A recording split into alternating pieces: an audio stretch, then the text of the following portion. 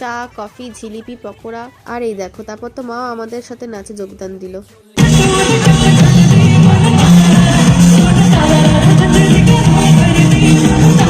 তারপর 11টা নাগাদ তানুষ্কা পাত্রের শো শেষ হয়ে গেল। তারপর আবার আকাশ এখানে আবির দিতে এসেছিল। আমি তো ভয়ে ভয়ে অল্প একটুখানি নিয়ে ওর গালেও অল্প করে দিয়ে দিলাম। তারপর এখানে পঞ্চাশ সাথেও একটু দেখা হলো, ও আবার কোথাও চলে গেল।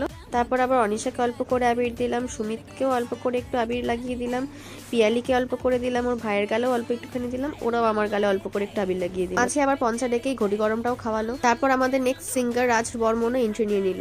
আর রাজ বর্মন হলো একজন বলিউড সিঙ্গার।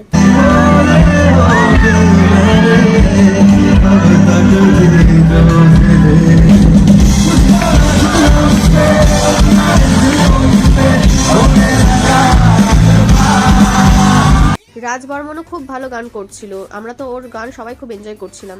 তারপরে দেখো আবার এখানে নাচানাচি শুরু হলো পঞ্চাকে দিয়ে।